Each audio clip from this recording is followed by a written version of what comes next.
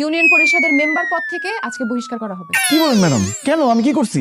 ও, আপনি কি করছেন জানেন না? ঠিক আছে, আপনাকে একটু মনে করায় দেই। শান্ত, নিয়ে আসো। বলেন, আপনার স্বামী জীবিত আছে, তারপর আপনাকে বিধবা ভাতা নেওয়ার জন্য কে পাঠাইছে?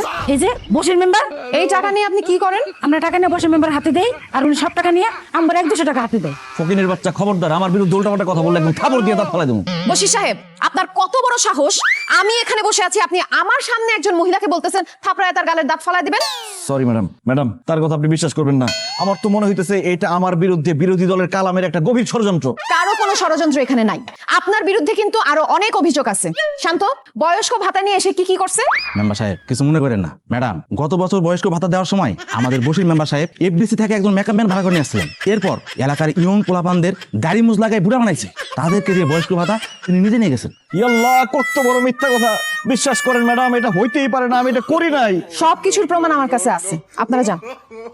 আপনি যে অন্যায় করছেন এইটার জন্য আপনাকে শাস্তি পাইতে হবে, এবং আপনার শাস্তি হচ্ছে ইউনিয়ন পরিষদ থেকে আপনার মেম্বার পদ বাতিল করা হলো। আপনি যেতে পারেন। ম্যাডাম এবারের মতো আমাকে ক্ষমা করে দেন, আমি কথা দিতেছি জীবনে আর কোনোদিন এই কাজ করবো না। আপনি কথা বলেন না কেন?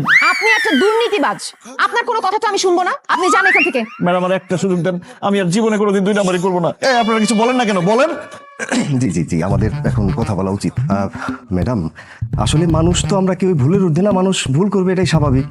বশির সাহেব যেহেতু তার নিজের ভুলটা স্বীকার করছে, সেই ক্ষেত্রে আমার মনে হয় কি যে বিষয়টাকে বিবেচনায় এনে আপনার ভেবে দেখা উচিত। ম্যাডাম, কথায় আছে না, পাপকে ঘৃণা করো পাপীকে নয়। তো যেহেতু উনি একটা অন্যায় করছে, ওনাকে একটু সুযোগ দেন পাপটা মোচন করার জন্য। তাই আমার কাছে মনে হয় বশির সাহেবকে এবারের মতো মাফ করে দিয়ে তার পাপটা চিরদিনের জন্য মুছে দেওয়ার একটা সুযোগ করে দেওয়া উচিত। ম্যাডাম, আমি একজন সিনিয়র মেম্বার, 3বার নির্বাচিত হয়েছি। সে যখন তার ভুলটা বুঝতে পারছে, এইবারের জন্য মাফ করেন। এরপর যদি 2 নাম্বারই করেন, তার পরিষদ থেকে বার করে দিবেন, আমরা কিচ্ছু বলবো না। ঠিক আছে, আপনারা সবাই যেহেতু বলতেছেন, তাকে এবারের মতো মাফ করলাম। তবে একটা কথা কান খুলে শুনে রাখেন, এরপর যদি কেউ 2 নাম্বারই করেন বা দুর্নীতি করেন, তাইলে আপনাদের সাথে সাথে বহিষ্কার করা হবে।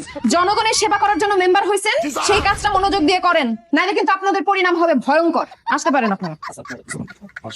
আপনি তো মুরব্বী মানুষ, আপনি বুঝে বলতে পারেন না।